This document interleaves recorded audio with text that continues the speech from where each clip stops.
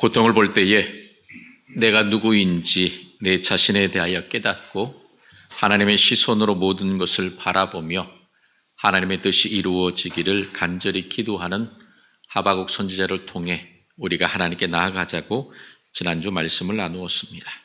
오늘은 하나님의 때가 언제인지 우리는 알 수 없지만 그때를 준비하는 지혜로운 신앙이 되는 방법을 우리 하박국 선지자를 통하여 함께 생각하는 은혜의 시간이 되기를 주님의 이름으로 소망합니다.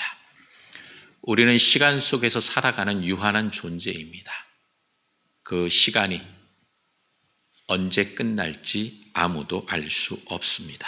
그러나 모두에게 하나님께서 동일하게 똑같은 시간을 허락해 주셨습니다. 우주 만물을 창조하신 하나님께서 이 모든 시간의 주인이 되어 주십니다. 오늘은 2024년 10월 27일입니다.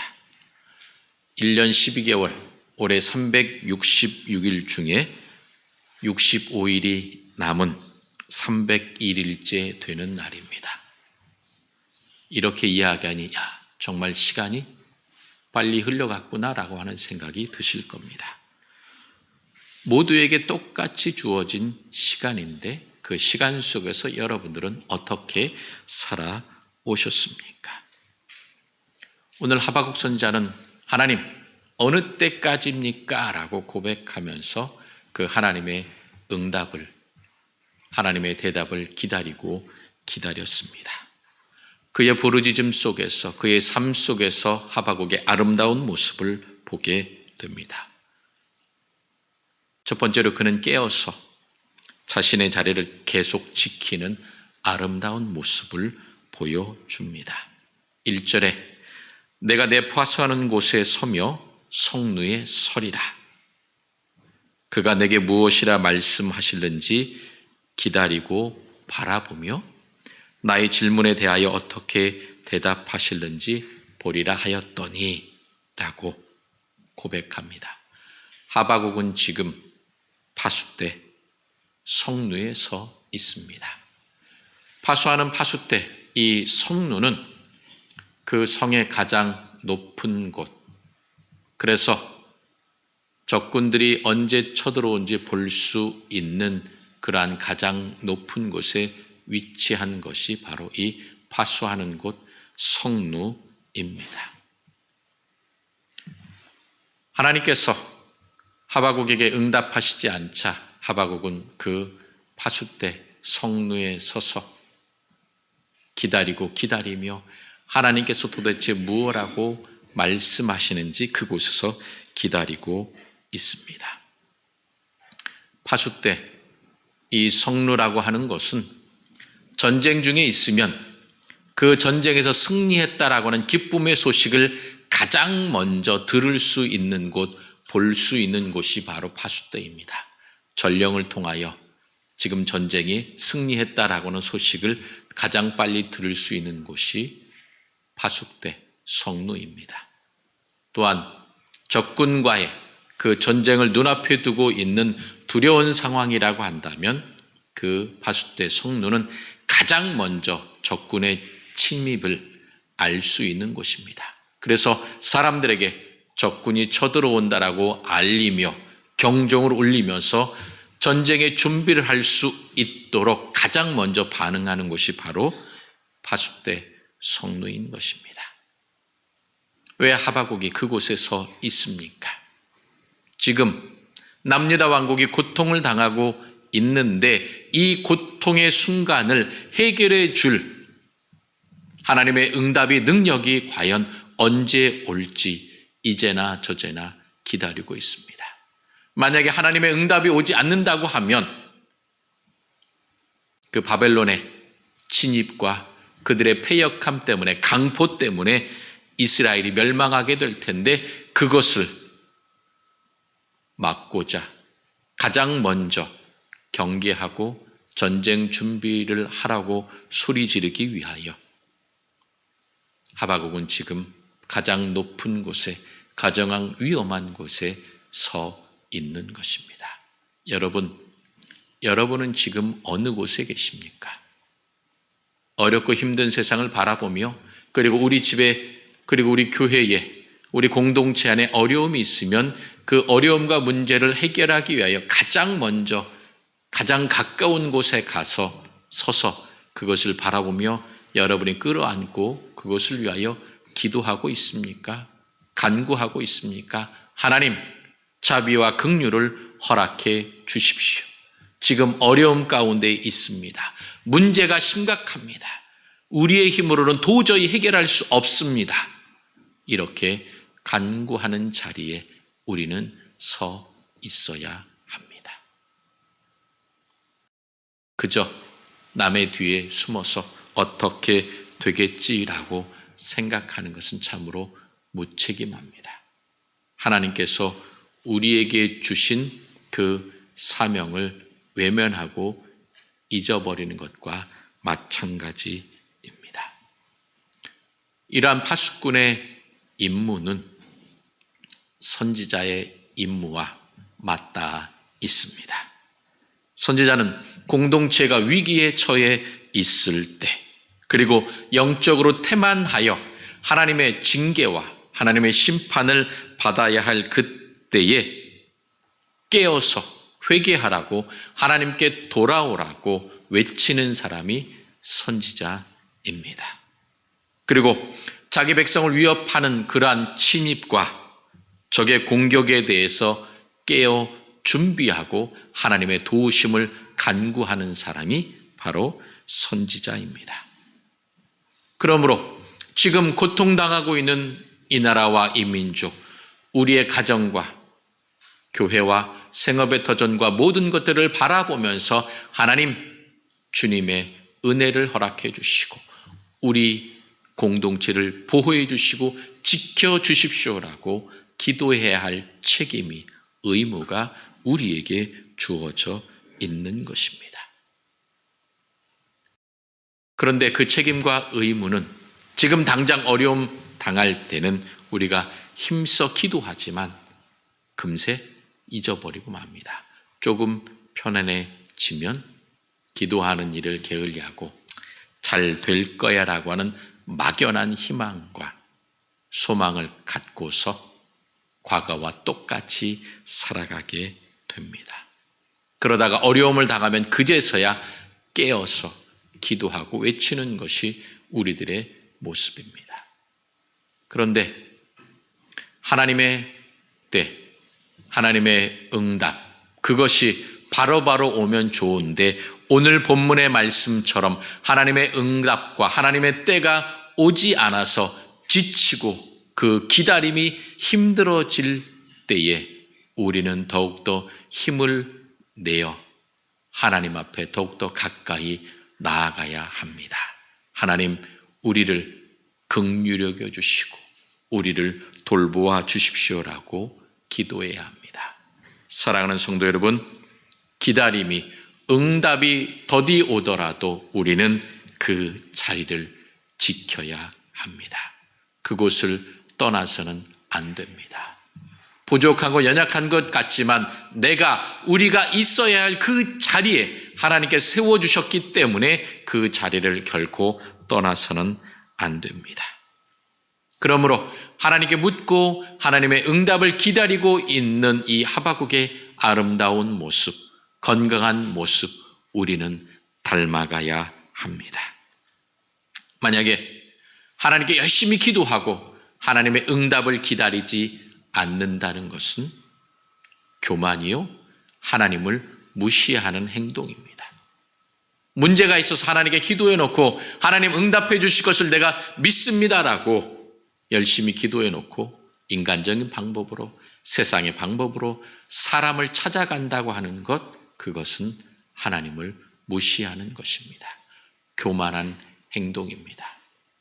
여러분, 하나님께 기도하고 하나님의 응답을 기다리고 있다고 한다면 지금 상황이 어려워도 조금 더 참고 기다리십시오. 오히려 하박국처럼 가장 힘들고 어려운 그곳을 찾아 그것을 내 마음에 품고 더욱 하나님께 부르주십시오. 간구하십시오. 그러면 하나님께서 응답해 주실 것입니다. 우리가 깨어서 하나님의 응답을 기다리는 그러한 사람이 될 때에 하나님께서 귀한 은혜로 사랑으로 우리에게 함께해 주실 것입니다. 여러분, 하나님을 처음 만난 이후에 여러분의 삶의 모습을 생각해 보십시오. 점점 성장해 가며 성숙해 가고 있습니까? 아니면 정체되어서 거기에 그냥 머물러 있습니까? 우리는 늘 새로워지고 하나님의 은혜 안에 성령 안에서 성장하고 변화하고 늘 새롭게 되어야 하는 것이 우리들의 인생이며 우리들의 삶인 것입니다. 오늘은 507주년 종교개혁 기념주일입니다. 마틴 루터가 당시 가톨릭 교회가 성 베드로 성당 건축을 위한 재정 마련을 위해서 면죄부를 판매하는 오류를 지적합니다. 죄사함은 오직 예수 그리스도의 대속의 죽음과 보혈의 공로를 통하여 이루어지는 것이다. 면죄부를 산다고 해서 죄가 용서되는 것이 아니다라고 루터는 이야기합니다. 그래서 믿음으로 구원을 얻는다는 그 진리를 선포하기 위해 1517년 10월 31일 비텐베르크 그 성당 교회 문에 95개조 반박문을 제시하면서 종교개혁이 시작되었습니다. 그래서 우리 개신교를 프로테스탄트라고 이야기합니다. 프로테스탄트, 이것은 무엇이냐면 저항하는 사람들이라는 뜻입니다. 무엇에 저항합니까? 과거의 습관에, 그리고 사람들의 생각에. 전통이라고 하여 하나님의 말씀보다는 인간의 경험과 습관을 의지하는 것에 저항하는 사람이 프로테스탄트, 바로 개신교, 우리 기독교 사람들입니다. 그래서 이 개신교는 개혁교회라고 하는 이름을 갖고 있습니다. 개혁교회, 늘 새로워지는 교회라는 뜻입니다. 하나님의 말씀과 하나님의 은혜 안에서 날마다 새로워지는 공동체가 바로 교회인 것입니다. 여러분, 어제와 똑같은 24시간, 그리고 오늘과 같은 24시간이 내일 주어질 텐데 그 하루하루의 삶이 여전히 똑같거나 아니면 퇴보되어서는 안 됩니다. 날마다 주님의 말씀 안에서, 은혜 안에서 우리의 마음과 생각을 새롭게 다잡아야 합니다. 하나님, 오늘도 하나님의 사랑 가운데 살게 하소서. 하나님, 나를 통하여 우리의 가정이, 우리 교회가, 이 나라와 이 민족이, 나의 직장이, 그리고 나를 알고 있는 모든 사람들이 새로워지며 어려움 가운데에서도 이 모든 것들을 이겨내도록 주님 도와주십시오. 이와 같이 내 생각이, 내 마음이 나의 것에 얽매여 있고 나의 것에 그치는 것이 아니라 하나님의 뜻, 하나님의 나라, 예수 그리스도의 구원의 은총을 전하는데 우리들의 삶의 지경이, 그리고 기도의 지경이 점점점 넓어져야 합니다. 그러므로 우리는 과거에 얽매여 과거와 똑같은 생각, 과거와 똑같은 모습으로 살아가서는 안 됩니다. 날마다 예수 그리스도 안에 있는 새로운 피조물로 거듭나며 새로워지며 하나님을 기쁘시게 하는 믿음의 사람이 되어야 합니다. 그럴 때에 하나님께서 기뻐하시며 우리들의 삶을 더욱 아름답고 평안하게 지켜주시고 함께해 주실 것입니다. 두 번째로, 하박국은 고통과 어려움 가운데에서도 하나님께서 응답해 주실 것들에 대한 소망을 포기하지 않았습니다. 그러면서 어떻게 보면 하나님을 향하여 때로는 건방진 것처럼 도대체 하나님께서 내 질문에 대하여 어떻게 대답하실지 내가 보겠다. 하나님 언제 말씀하시는지 내가 기다려 보겠다라고 이야기합니다.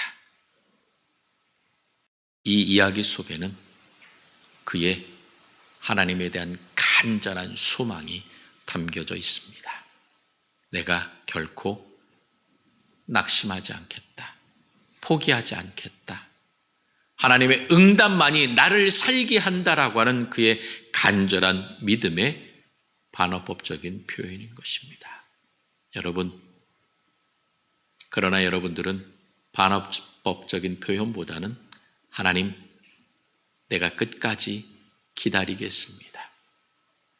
하나님께서 나와 함께 해 주심을 나는 확신합니다라고 하는 긍정적인 말로 여러분 간구하시고 기도하시고 다른 사람들을 위하여 축복하십시오. 왜냐하면 지금 하박국은 하나님 앞에서 홀로 서 있지만 그러나 지금 우리는 교회 공동체 안에서 가족에서 직장에서 많은 다양한 사람들과 함께하고 있습니다. 그래서 우리들의 그 말 한마디가 오히려 긍정적인 결과를 갖고 오기보다는 상처를 주며 부정적인 결과를 가져올 수가 있습니다. 그러므로 우리는 늘 하나님에 대한 긍정적인 믿음의 고백, 이웃과 공동체와 사람을 향한 따스한 눈빛과 따뜻한 격려와 축복의 말을 우리는 건네야 하는 것입니다. 그럴 때 하나님께서 계획하신 때에 응답해 주십니다. 하나님께서 드디어 하박국에게 응답하십니다. 뭐라고 응답하십니까? 2절에 여호와께서 내게 대답하여 이르시되 너는 이 묵시를 기록하여 판에 명백히 새기되 달려가면서도 읽을 수 있게 하라. 이렇게 응답하십니다. 하나님의 응답이 두 개의 명령문입니다. 첫 번째, 묵시를 기록하라. 두 번째, 명백하게 새기라. 하나님께서 말씀하신 것은 묵시, 즉 하박국을 통하여 이 이스라엘 민족이 하나님 앞에 범죄하였기 때문에 그 범죄에 대하여 하나님께서 심판하시고 징계하실 것이다. 그리고 난 이후에 하나님의 회복의 은혜를 펼쳐 주실 것이다라고 하는 하나님의 계획, 하나님의 뜻이 바로 묵시, 하나님의 계획하심입니다. 그래서 하나님께서 이스라엘에게 하실 심판과 회복에 대하여 명백하게 기록하라고 명령하신 것입니다. 여러분, 기록한다라고 하는 것은 쓰다, 등록한다라고 하는 의미입니다. 즉, 그 내용을 확실하게 보존하라는 것입니다. 하나님께서 보여주신 이 심판의 명령을, 심판의 내용을 선지자 임의대로 변경하거나 바꿀 수 없다라는 것입니다. 때로는 사람들이 듣는 것 때문에 고통스러워하고 힘들 수 있기 때문에 보다 부드럽게, 보다 완곡한 표현으로 바꿀 수 있습니다. 그러나 지금 하나님께서 원하시는 것은 그와 같이 바꾸는 것이 아니라 명확하게 하나님께서 심판하실 것이다라고 이야기하라는 것입니다. 거짓 선지자들이 사람들의 귀에 듣기 좋게 달콤하게 말씀을 잘못 전했기 때문에 결국 이스라엘이 멸망하게 되었던 것입니다.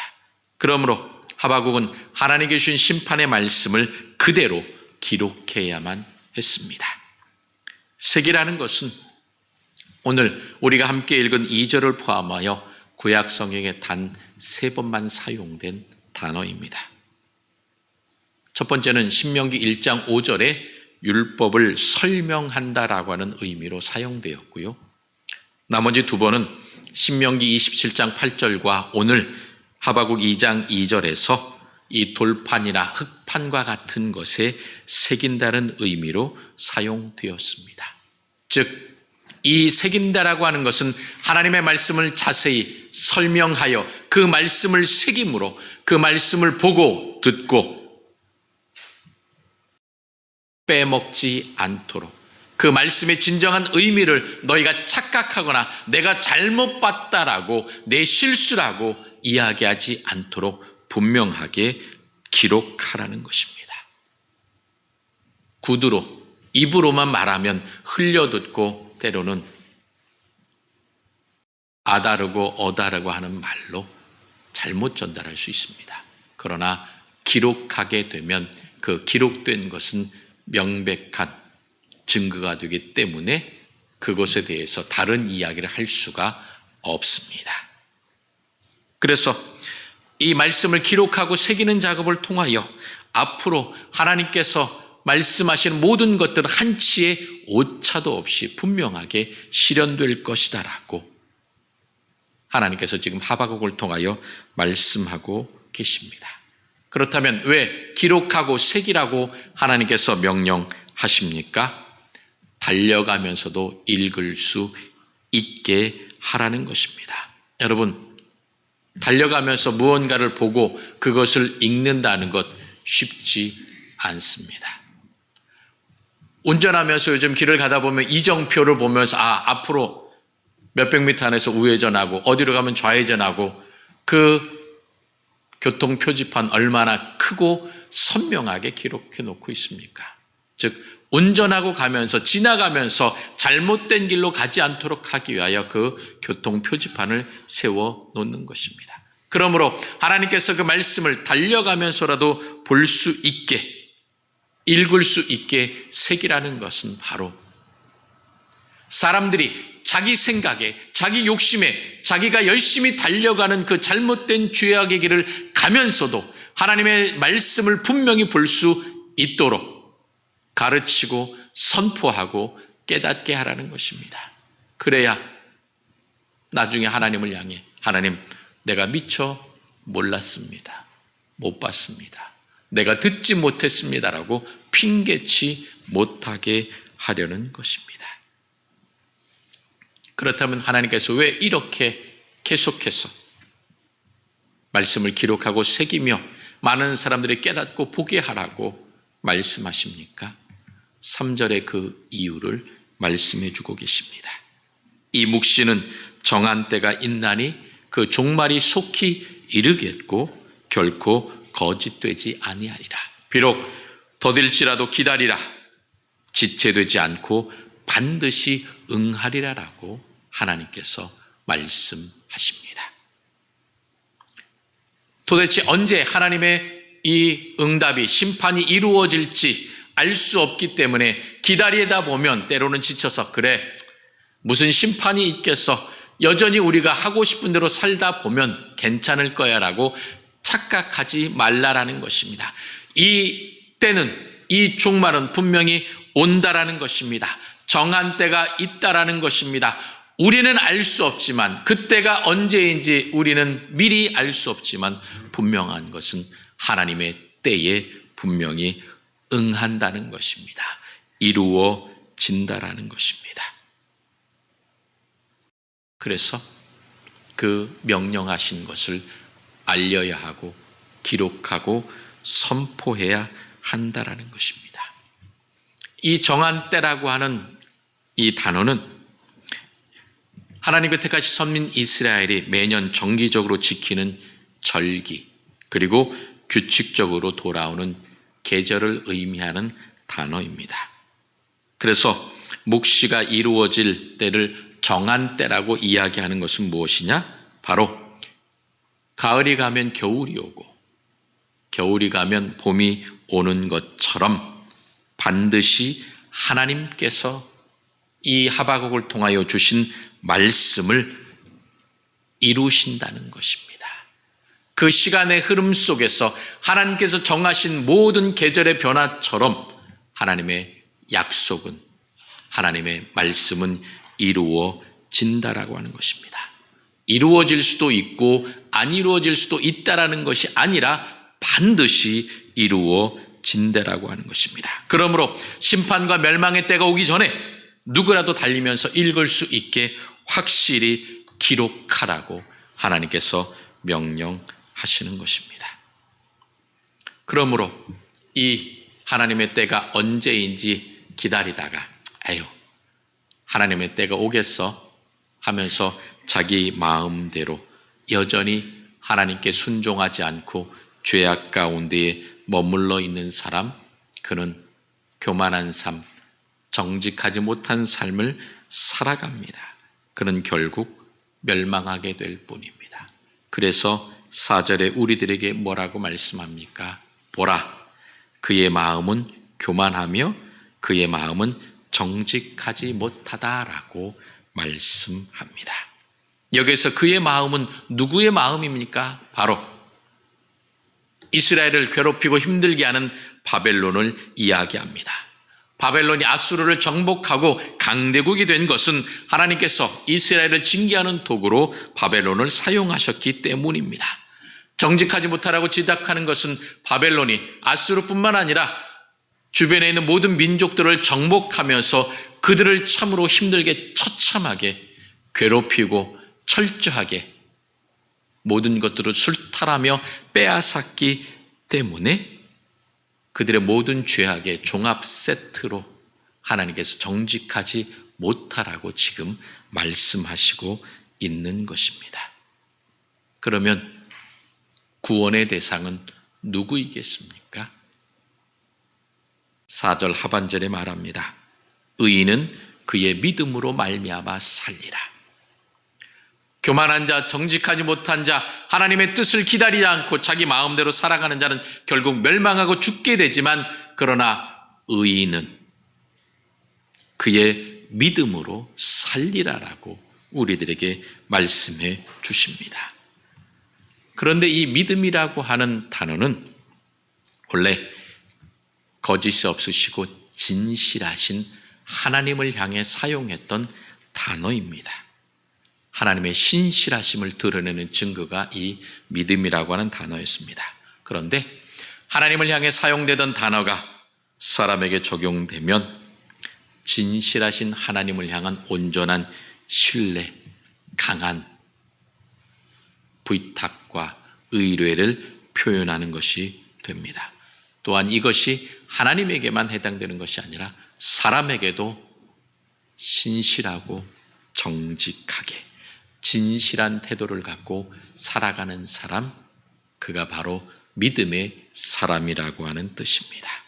그래서 이 4절에 믿음으로 살리라라고 할 때 그 믿음은 하나님에 대한 강한 신뢰를 의미할 뿐 아니라 하나님 보시기에 의로운 삶, 정직한 삶을 사려고 애쓰면서 타인에게, 내 이웃에게 그들을 조금도 속이지 않고 그들에게 바르고 정직하게 살아가는 신실한 삶의 태도를 드러내고 있는 것입니다. 결국 의인이라고 하는 것은 누구냐?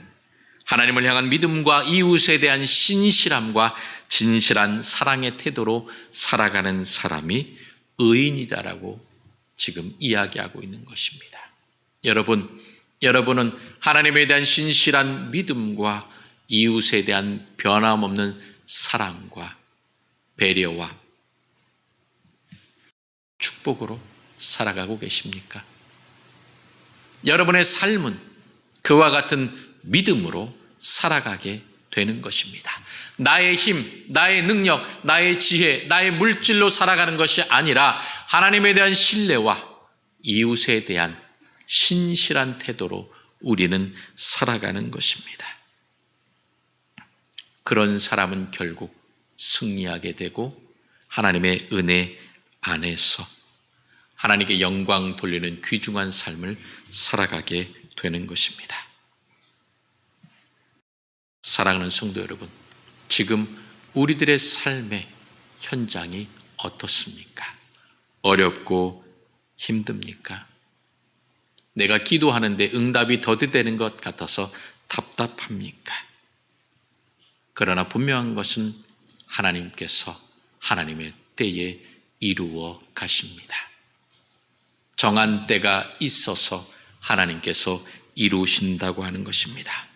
그 때까지 하나님께서 하나님의 사랑과 은혜의 손길로 우리를 돌보시고 함께해 주십니다. 우리를 지켜 주십니다.